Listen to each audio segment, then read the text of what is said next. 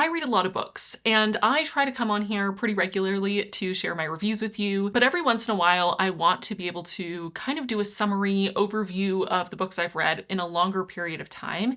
And the problem with that is that I am naturally a very verbose reviewer.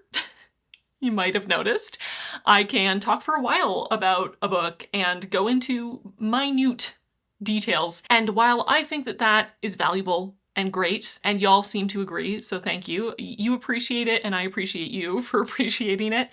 I do think that there is a time and place for being a little bit more concise, and that time and place is here and now in my one sentence review video. So in this video, I'm gonna review every book I read in the first 6 months of 2025, from the start of January to the end of June. That is, I believe, 69 books. Future me will confirm. So a lot to get through. And just keep in mind, I am not naturally prone to brevity, so while each of these reviews is technically a single sentence, some of them are longer than others and involve a few more commas and dashes and parentheses, okay? Just bear with me here. Thank you to Squarespace for sponsoring this video. I'll talk about them more a little later in this video, but for now, we have so many books to get through, so let's jump right into January. Starting with Hijab, Butch Blues by Lamya H. This memoir had two stated aims, and I think it succeeds beautifully at the one, which is reaching out to fellow queer Muslims, offering representation and hope and community, and succeeds a little less at the other, which is reaching out to communities outside of Islam to foster understanding. But regardless, this was a very raw and vulnerable memoir. 3 stars. Welcome to the Hyunam-Dong Bookshop by Hwang Bo-Reum.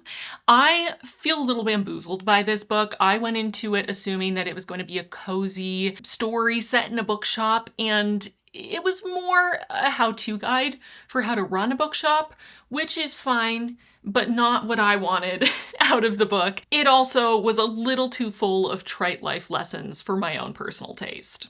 2 stars. Never Whistle at Night. This was a visceral and immersive anthology of Indigenous horror, exploring themes of colonization, genocide, generational trauma, assimilation, racism, and more through classic horror tropes and scary stories to tell in the dark. 4 stars. Funny Story by Emily Henry. This was, up to this point, my favorite Emily Henry that I had read, and that is basically entirely because of the male love interest Miles, who is essentially my husband. And yes, I am biased, and I think my husband is the best. 4 stars.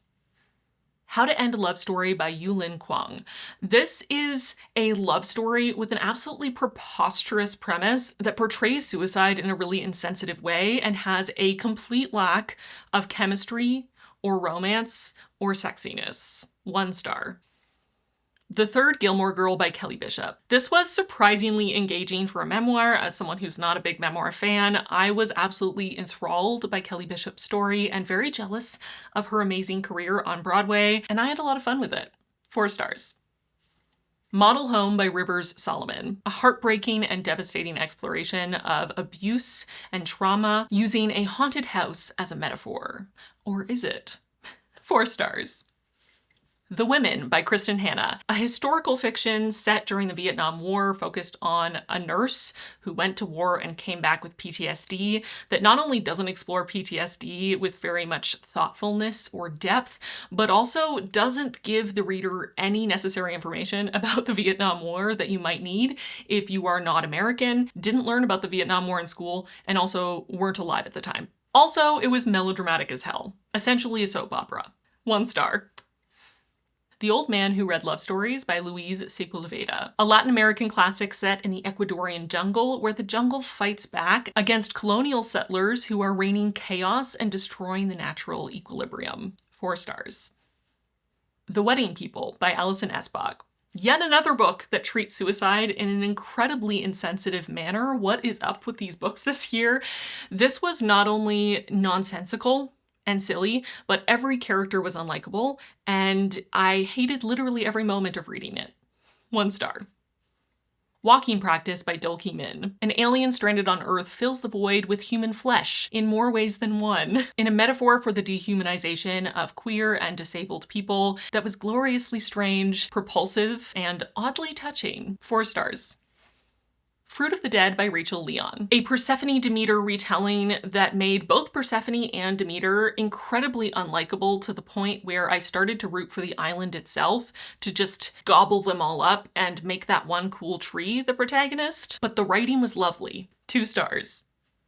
Moving into February, we have Ruthless Vows by Rebecca Ross. This was a sequel that I don't think needed to exist. The first book did everything it had to do, and this one just repeated the first book's greatest hits less effectively and with less emotion. But it was fine. 3 stars. The God of the Woods by Liz Moore. A book with an incredible cover and an awesome premise that was so mind-numbingly dull, I resent every hour I spent on it. 2 stars. Heartstopper Volumes 1 through 5 by Alice Oseman. I'm going to review all 5 volumes in a single sentence, and that sentence is this. As a bisexual millennial woman, reading this series has been surprisingly healing and emotionally devastating, and I am so grateful to have read it, even though I wish teenage me had it when she needed it most. But I am so glad that current teenagers and young people have graphic novels and novels like this with this kind of representation where they can see themselves. It's so beautiful and so needed. 5 stars for every volume. Daughter of Fire by Sofia Robledo. This debut novel explored rich themes of colonization, assimilation, cultural identity, and survival, and I absolutely loved the recreations of the Popol Vuh, but I did find the slightly more YA writing style and the side quests into melodramatic romance took away a little bit from the overall impact of this story. 3 stars. You Like It Darker by Stephen King. King's most recent short story collection that felt less like a collection of horror stories and more like a meditation on aging, mortality, family, and the haunting weight of loss. 4 stars.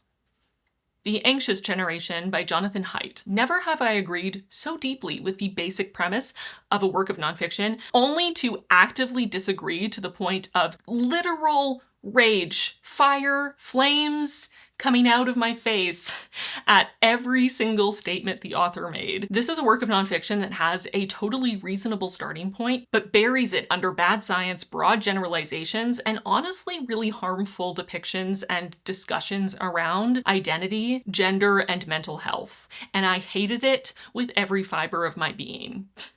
1 star.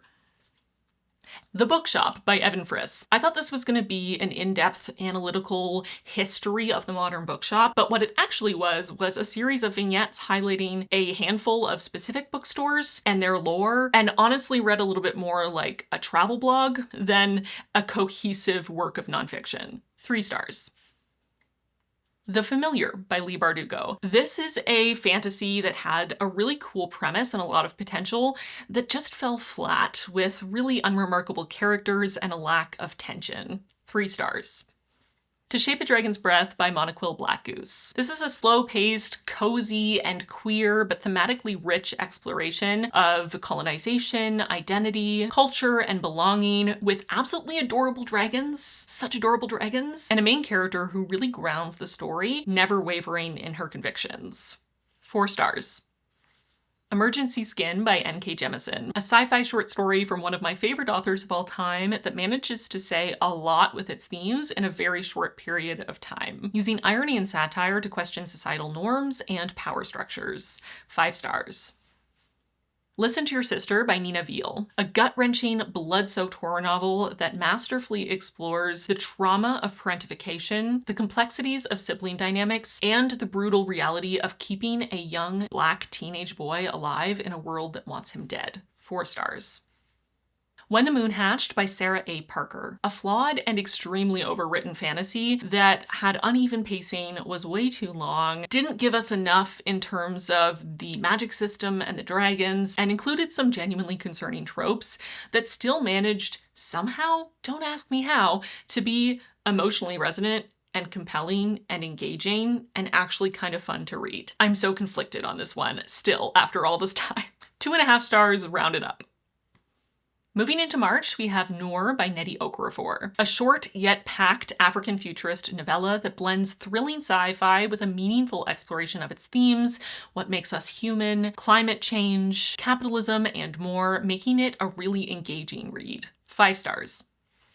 The Spear Cuts Through Water by Simon Jimenez, a lyrical and immersive fantasy tale that meanders somewhat in the middle, but really soars with its emotionally devastating conclusion. 4 stars. The Will of the Many by James Islington, a fantasy novel that combines immersive world building, a fascinating magic system, and a really engaging fast-paced plot with a main character that is so overpowered and so irritating. He was the Gary Stewiest Gary Stew of them all, and some questionable decisions and loose threads. 3.5 stars rounded up.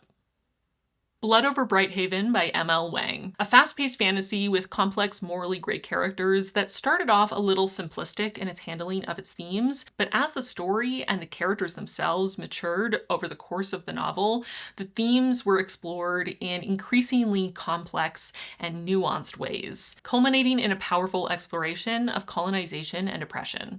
5 stars. Bloom by Delilah S. Dawson. This was a really short and intense horror novel that was both exciting and fast-paced and entertaining, but also slightly ridiculous. 3 stars. Earl Crush by Alexandra Vasti. With its charming blend of humor, spice, and vulnerability, this was a much sweeter and steamier historical romance than I expected, and I ended up really loving it. 4 stars. Killer Potential by Hannah Deach. This was a compulsively readable thriller that was really fun at times, but also had such an arrogant and pretentious main character and quite a few plot holes that I ended up feeling very conflicted when I finished it. 3 stars. The Unworthy by Agustina Bezterrica. With a surreal style and feminist lens, this offered a disturbing yet compelling look at religious indoctrination and exploitation, and the complex dynamics of female desire and power. 4 stars. Jackal by Aaron E. Adams, a tense thriller that thoughtfully explores its themes of racism, privilege, and the violent entitlement that can arise when some feel threatened by others' successes. 4 stars. How Stella Learned to Talk by Christina Hunger, a really useful introductory guide to using AAC devices with your animal companions that I found really useful in deepening my use of talking buttons with my cats. 4 stars. Quicksilver by Callie Hart. 1 star for Carrion and 0 for literally everyone and everything else. This melodramatic, nonsensical mess almost broke me. Okay, 1 star. Light from Uncommon Stars by Rika Aoki. This novel was so full of heart and potential, but it was a little too sprawling for my taste, focusing on far too many characters with clashing subplots, and I just ended up feeling very disconnected from the story. 2 stars. Before we get into April, I want to talk to you a little bit about this video's sponsor, Squarespace. Squarespace is an all-in-one website platform for entrepreneurs to stand out online, and it's what I've been using personally for my own websites for many, many, many years at this point, and I absolutely love it. Here's a look at my gorgeous website, if I do say so myself. Squarespace has amazing design tools, and they are incredibly intuitive, no matter how much experience you have with designing websites, even if that experience is 0. If you're building a brand new website from scratch, I'm so jealous because you get to take advantage of Squarespace's brand new design intelligence, which is an amazing combination of decades of industry-leading design expertise and AI technology to allow you to build your perfect website with ease. Squarespace also makes it incredibly easy to take payments from your customers. However they want to pay, Squarespace has you covered. Onboarding is so fast and simple, you can get set up in just a few minutes and start receiving payments right away. Whether your customers want to pay with Klarna, Afterpay, Apple Pay, ACH Direct Debit, or ClearPay, Squarespace makes it so easy to get paid for your work. Even if you aren't designing a brand new website from scratch, you're just giving your website a makeover like I recently did, Squarespace has so many helpful tools for you, whether it's one of their incredible templates that give you a professionally designed starting point that is incredibly flexible for you to mix and match and change to suit your exact needs, or their new design tools that are so intuitive, drag and drop, very specific and detailed, but also incredibly easy to use. Whether you want to sell digital or physical products in your online store, or maybe you provide a service and need to create invoices, Squarespace has your back. You can even print shipping labels directly through Squarespace, making everything so simple, saving you time as you're fulfilling your orders. I love Squarespace so much that I recommend it to anyone in my life who needs a website. I'm actually planning on helping my husband build his first website soon on Squarespace. Very exciting. If you want to try Squarespace yourself, you can head to squarespace.com for a free trial. And when you're ready to launch, go to squarespace.com/plantbasedbride for 10% off your first purchase of a website or domain using code plantbasedbride or using this handy dandy QR code. Thank you again to Squarespace for sponsoring this video. And now let's get into April. Sula by Toni Morrison. Morrison doesn't pander and Sula doesn't flinch. This book will challenge you and stay with you. 5 stars. Gothic Town by Emily Carpenter. The vibes were vibing in this gothic horror, but the characters were infuriating. 3 stars. The Hushed by K.R. Blair. While the romance leaned a little melodramatic for my taste, this had a really fresh, engaging premise that kept me hooked despite those silly moments here and there. 3 stars. Great Big Beautiful Life by Emily Henry. This is my new favorite Emily Henry novel, and while not a perfect book, this book was perfect for me and came into my life at the perfect time. A story of grief and love and the small moments that shape us, connection and care and community. I found it really beautiful, and while it's really not a romance, the romance is there, but it's a subplot. It is much more historical fiction, contemporary fiction, literary fiction. I just felt this was such a raw, realistic, vulnerable, honest portrayal of grief in the wake of losing a parent, and it came into my life a matter of weeks before I lost a parent. And looking back on the quotes I saved from this novel, I just feel so seen, and I'm really grateful I had it in this time of my life when I needed it. 5 stars. Babel by R.F. Kuang. While the themes of language, translation, and colonization were fascinating, the execution of the plot and the characters themselves left me disappointed on first read and on this reread. 3 stars. Bringer of Dust by J.M. Miro. Beautifully descriptive, immersive fantasy with a haunting exploration of what makes someone a monster that is a little bit rushed and excessively brutal at times. Still, it's a compelling and deeply emotional read. 4 stars.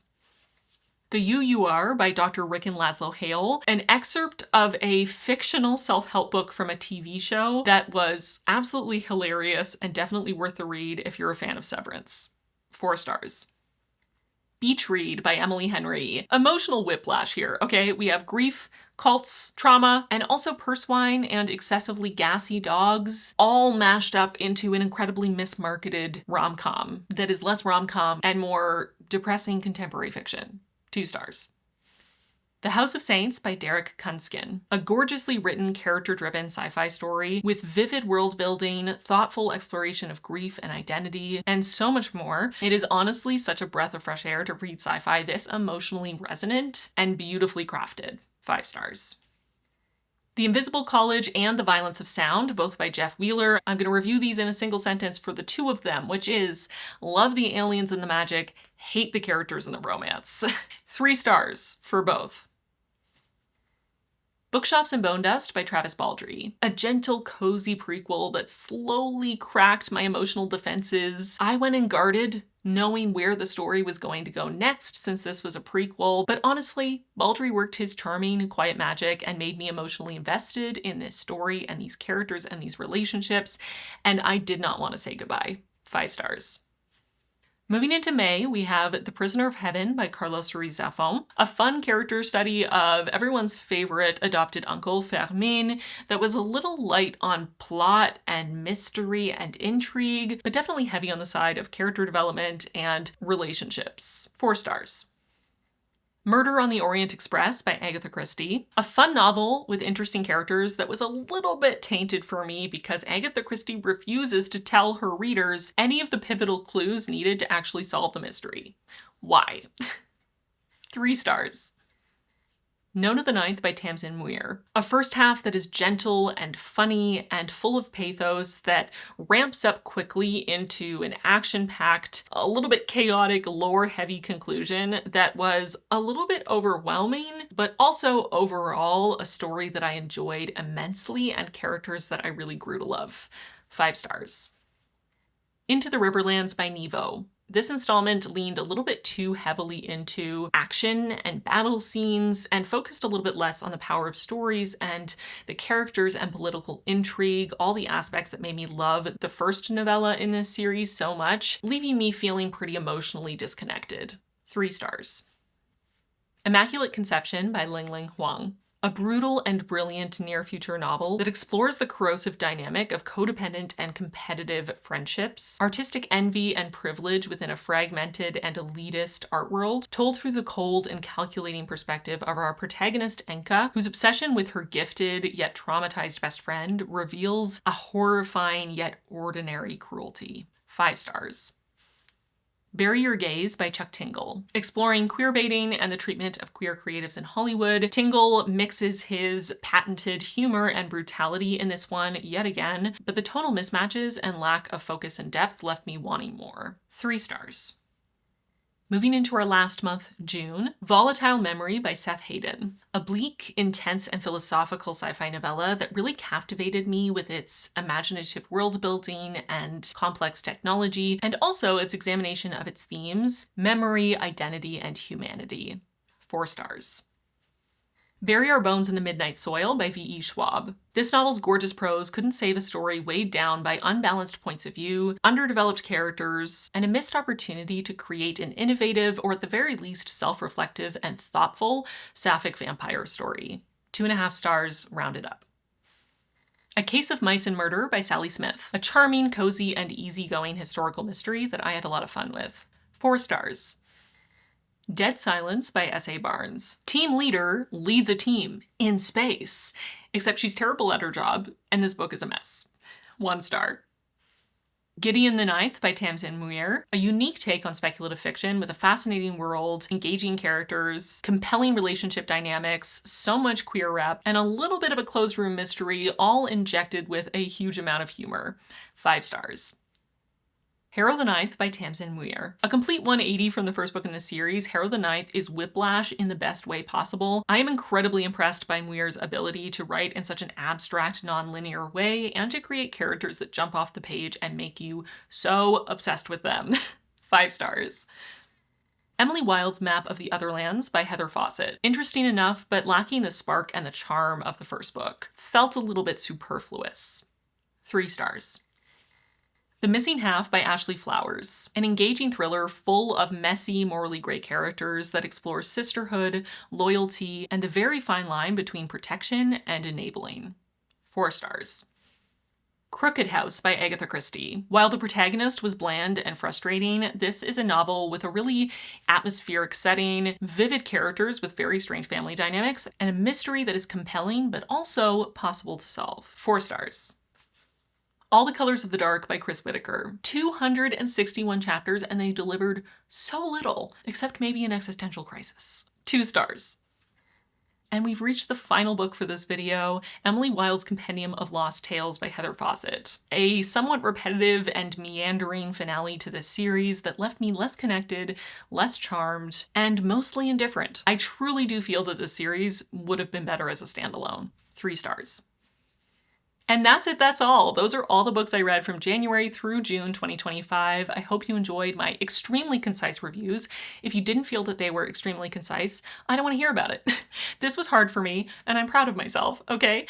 Thank you again to Squarespace for sponsoring this video. Don't forget to head to squarespace.com for your free trial, and when you're ready to launch, go to squarespace.com/plantbasedbride and use code plantbasedbride to get 10% off your first purchase of a website or domain. You can also use this handy dandy QR code. And with that, we've come to the end of this video. Thank you so much for watching. If you liked it, give it a like, subscribe if you haven't already, turn on notifications so you never miss a video, and I'll see you really soon in my next one. Bye, friends.